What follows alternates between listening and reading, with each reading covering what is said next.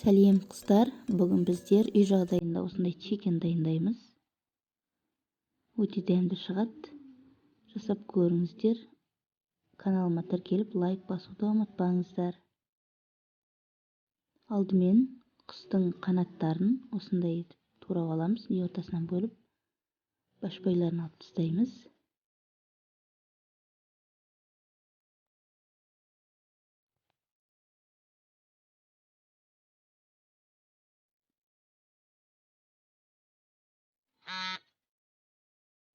Енді дайын болған құсымызға үстіне тұз салып,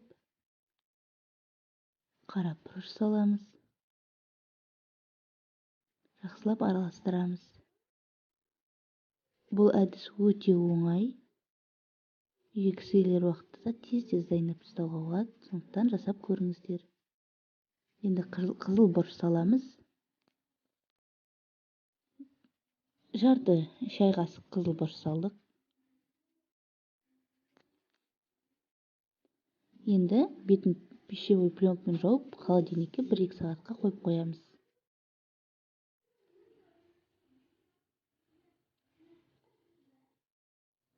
Дайын чикенімізді маринадталған холодильниктен шығарып, енді пісіруге кірісеміз. Мен осындай панировочныймен жасап жүрмін. Қазір өте оңай, жасалуы өте дәмді шығады. 4 столовый ложка мынандай сместі бөлек ыдысқа салып аламыз. 4 столовый ложкасын. Ал қалғанын бөлек ыдысқа саламыз.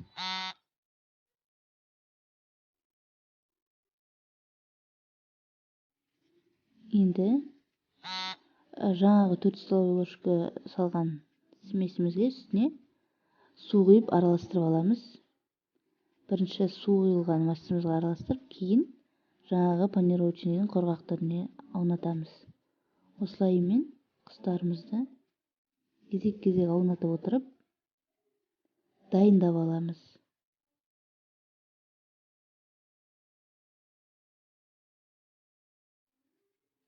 Қаласаңыздар 2 рет аунатуға болады. Мен тек қана 1 рет аунаттым.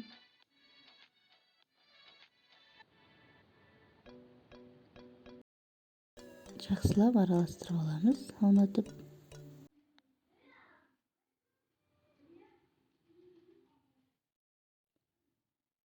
Енді қызып тұрған пешімізге, қызып тұрған майымызға салып қуырып аламыз.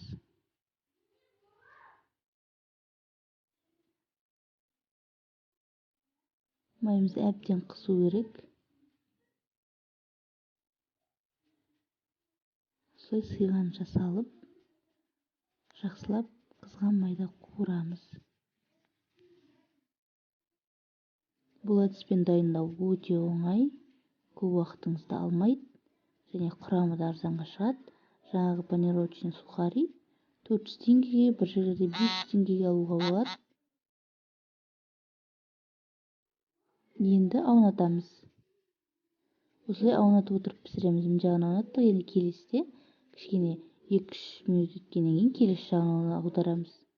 Осылай аударып отырып чикенімізді пісіріп аламыз. Чикендеріміз дайын болды. Жасап көріңіздер. Ас болсын.